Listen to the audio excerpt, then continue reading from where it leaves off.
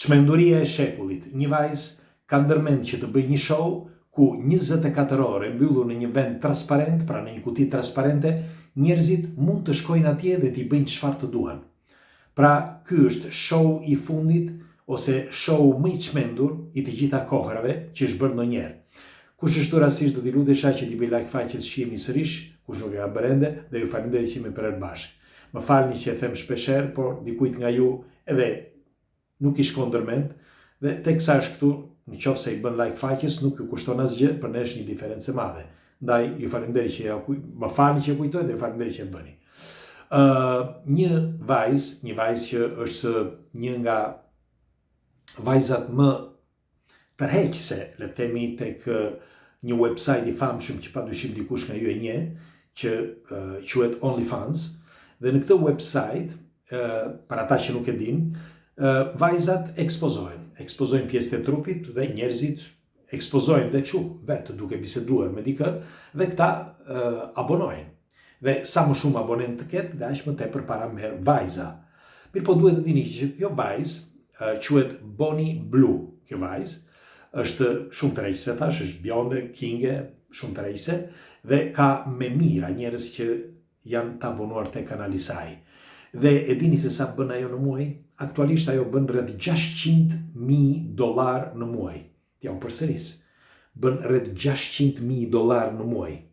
Tek njerëzit në bazë të njerëzve pervers që shkojnë atje të shikojnë se çfarë është kjo vajzë, ose çfarë shikojnë, unë nuk e di se çfarë shikojnë, sepse as nuk kam hyrë ndonjëherë në OnlyFans, e di që ekziston, di përse flitet, vetëm kaq, por thjesht për informacion. Bonnie është shtytur më tej, jo sepse nuk i pëlqejnë parat, por ajo do që të shtyhet më tej, që të dëfret dhe të bëjë diçka ekstreme. Dhe ekstremiteti është një ngjarje që ajo po krijon. Ngjarja ose evenimenti është quajtur, ose ka quajtur ajo, petting zoo, që parafërsisht zoo që është zoo, që është për kafshët, ose një vend për kafshët ku argëtojnë kafshët, sepse njeriu është kafsh, dhe ajo e ka gjetur mirë këtë. Dhe jemi pak kafshë të zhvilluar, jo të gjithë, nuk diskutohet, por një pjesë e njerëzve po.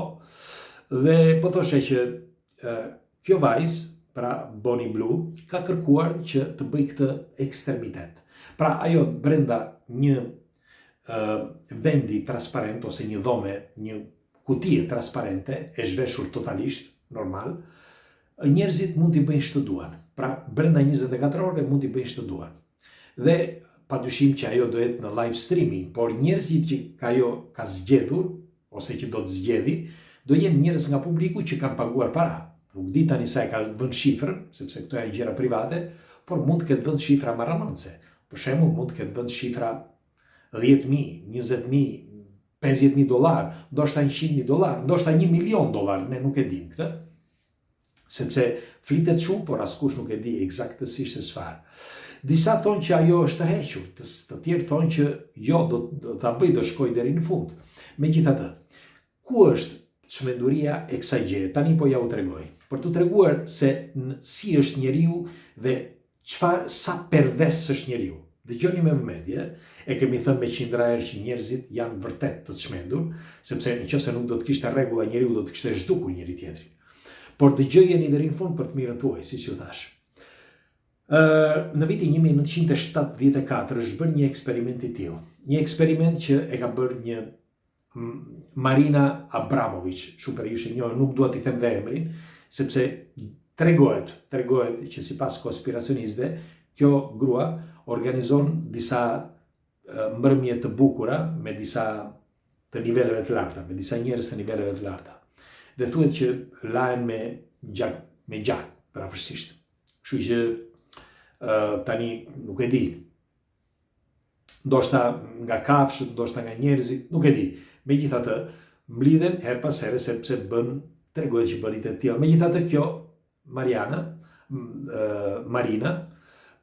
ka bërë një eveniment në vitin 1974, ka bërë në Napoli. Dhe çfarë bëri? Dëgjojeni me vëmendje se si është njeriu. Ajo bëri thoshte që ishte një eksperiment ekstrem. Ajo qëndroi për 12 orë brenda një një sale. Dhe brenda asaj sale, ku si tip ekspozite, mund të futeshin njerëz dhe të bënin çfarë të donin me të. Ajo nuk do thoshte as edhe një gjë deri në fund të evenimentit. Pra pas 12 orësh kur të mbaronte eventi, ajo nuk do fliste deri në atë moment. Dhe ti mund të shkoje të bëje çdo gjë me të. Dëgjoni se si shkuan ngjarjet atë ditë. Dëgjoni me vëmendje.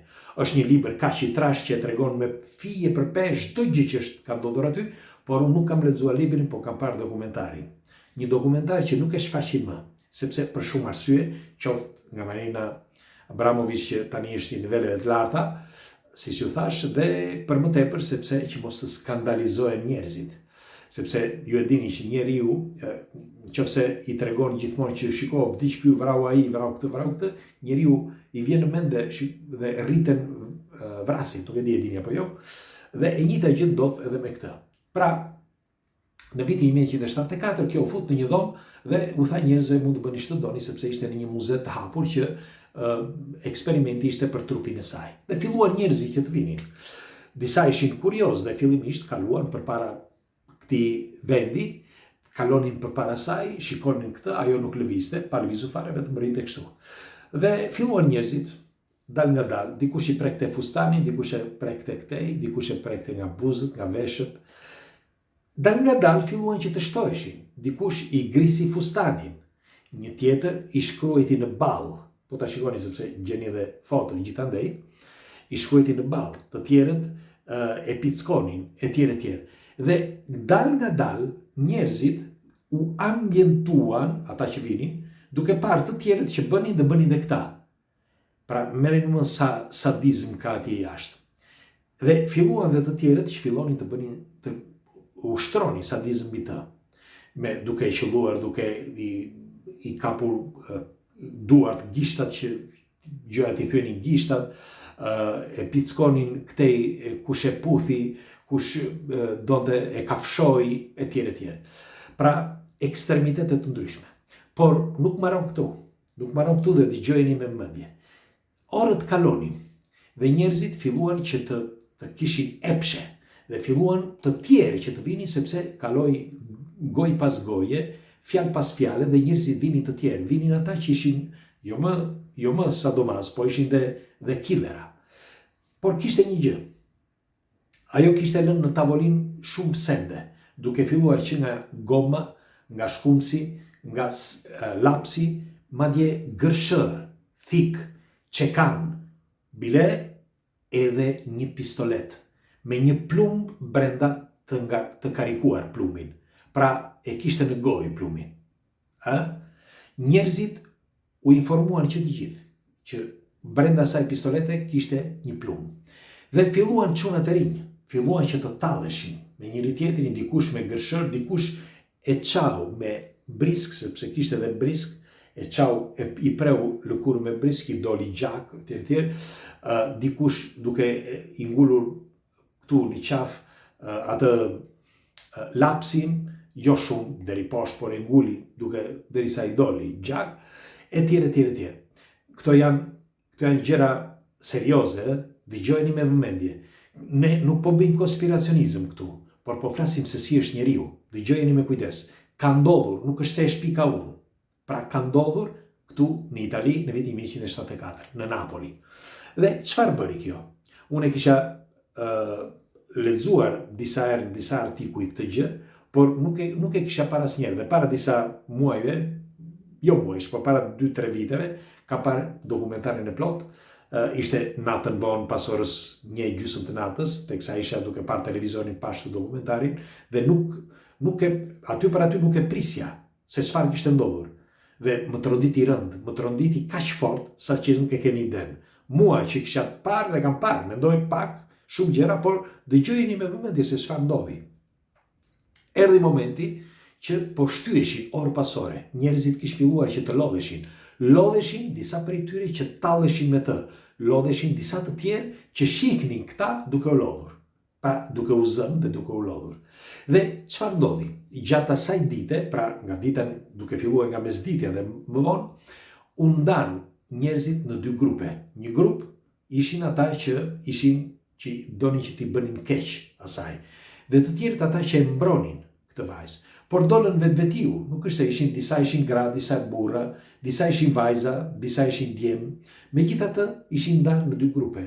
Kishte të moshave të ndryshme nga njëra dhe të moshave të ndryshme nga ana tjetër. Por ndarja që u bë, ashtu si u kuptua nga psikologët, ishte që qoftë nga njëra dhe qoftë nga ana tjetër, në psikozën e tyre ndryshoi çdo gjë gjatë atyre orëve pikërisht sepse ajo e kishte lënë letrën të bardhë, pra ata të mund të bënin çdo donin gjatë atyre orëve. Dhe ajo nuk do bënte asgjë. Vetëm duke thënë këtë fjalë dhe duke shkruar e zezmi të bardhë, njerëzit e gjenin të lirë veten e tyre për të bërë çfarë të donin. Nuk e di më kuptoni apo jo. Si përfundim, duke u zënë me njëri tjetrin, jo ti po unë, jo çfarë jeni, jo çfarë, gjithmonë e kapeshin me të. Pasi i pren pjesë me gërshërë, ku ta di unë, e qëlluan, ajo nuk thoshte gjë, në fund fare, drejt fundit, disa të rinj kapën pistoletën. Kapën pistoletën dhe njëri për e tyre i mate pistoletën këtu, në balë. Ajo nuk ndje, nuk tha asgjë. Me një fjalë, ajo ishte vendosur që atë ditë, edhe si kur të vdiste, ajo s'kishte, nuk do thoshte as një fjalë. Normal që njerëzit, edhe pse ky ishte një show, ajo ishte pothuajse e bindur, pothuajse 99.9% ishte bindur që askush nuk do qëllonte. Por po sikur dikush nga këta ishte çmendur me të vërtet, e thoshte okay. Sepse njerëzit po çmendeshin, me të vërtet po çmendeshin njëri pas tjetrit sepse ishte efekti domino, pra në trurin e njerëzve, sepse siç e kemi thënë, njerëzit ambientohen qoftë për mirë, qoftë për keq. Dhe në momentin që njëri nga këta kërkonte që ta qëllonte, të tjerë shtynin njëri tjetrin dhe aty mbetën pa fjalë sepse ky filloi që ta acarroi, ky djalë ishte një djalë i ri, filloi që ta acarroi, më keni çar kokën, unë do vras të gjithë etj etj. Po problemi ishte që kishte vetëm një plumb brenda asaj pistolete. Dhe në qoftë se ai do hapte zjarr, padyshim edhe sigurimi që ishte aty, i sigurimi jo sepse do futeshin përpara se të ndodhte, por do futeshin pasi të ndodhte. Pra ai në momentin që do qëllonte, do futeshin, do qëllonin këtë. Dhe unë mendoj që ishte një mënyrë, si mund thuhet, testi që bën me njerëzit. Pra, jo vetëm Marina, por edhe ata që ishin mbrapa, pra, pas Marinës, sepse ajo padyshim kishte njerëz me influencë aty, dhe edhe sikur ai plum mos ishte plum i vërtet, por ishte nga ata që të provave, padyshim do ta kishte vrarë, sepse nëse do të ishte afër, do ta kishte vrarë padyshim. E vdekur do ishte në vend.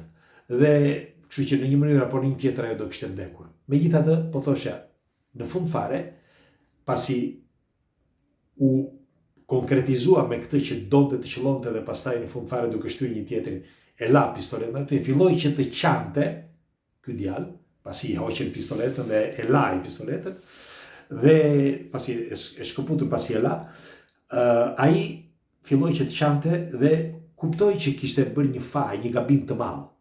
Por ndërkohë edhe njerëzit e tjerë, tani gabimin e ndjen edhe ata që ishin përreth, ata që ishin të këqij ngjasme të grupit, por gabimin edhe të tjerët që u ndjen në faj që pse kjo, ata që ishin gjëra të mirët, që pse kjo kishte vendosur që të bënte këtë eksperiment. Pse nuk e bëri diku tjetër? Pse duhet ta bënte mes njerëzve të tjerë? Pra, ndiheshin fajtorë që të gjithë.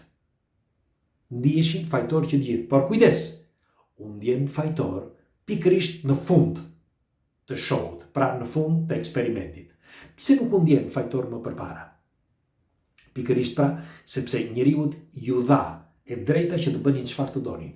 Merreni me mend se si është njeriu në trurin e tij. Por s'marrëm këtu, sepse pasi ajo e la evenimentin dhe u ngrit dhe filloi që të ishte mes njerëzve, ishte shumë e acarruar, sepse nuk e priste kurrë një gjë të tillë, njerëzit u shpërpëlitën, gjithandaj kush shkoi nga njëra anë, kush nga ana tjetër dhe ikën që të gjithë. Që të gjithë, qoftë nga njëra anë ata të mirë dëgjoja dhe qoftë nga ana tjetër ata të këqij.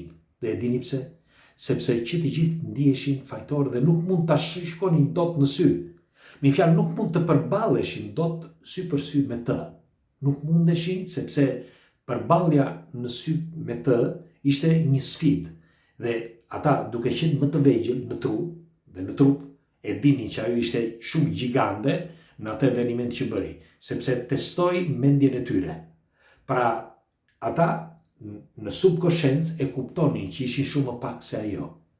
Pra merreni me mend se si është njeriu. E njëjta gjë kjo që tenton tani kjo vajzë amerikane, pra Bonnie Blue, që kërkon të futet në një vend të mbyllur, dhe unë jam i bindur që kjo 99% nuk do ta bëj, sepse sot nuk është si në vitin 1974.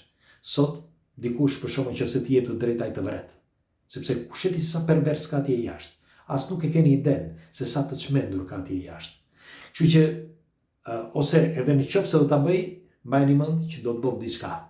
Unë jam i garantuar për këtë, sepse sot njerëzit janë vërtet si të çmendur. Kështu që unë do të dëshiroja një komentin tuaj, ju çfarë mendimi keni? Ju do ta bënit një eksperiment të tillë? A do t'i linit njerëz, do u thoshit njerëzve bëni ç'do doni dhe unë do rri këtu? Çfarë do doni ju? Kësaj vajze, nëse kjo do thotë, ok, bëni ç'do doni, çfarë mund t'i bëjnë kësaj vajze, sipas mendimit tuaj? Tjetra, ju do bëni pjesë në një eveniment të tillë? Qoftë nëpërmjet ekranit, siç ajo do bëj këtë show live, në live streaming, por qoftë edhe në vend, ju do ta bënit? Pres komentet tuaja, sepse ky është vërtet fundi, ose mirë fillimi i fundit të njerëzimit, të trurit të njeriut. Pres, do t'i lutesha, lini një koment, sepse këto janë diskutime vërtet që mund të zgjojnë mendjen e njerëzve. Pak e nga pak, por do ta zgjojnë. Faleminderit që jemi për bashkë. Ju përqafoj. Natë.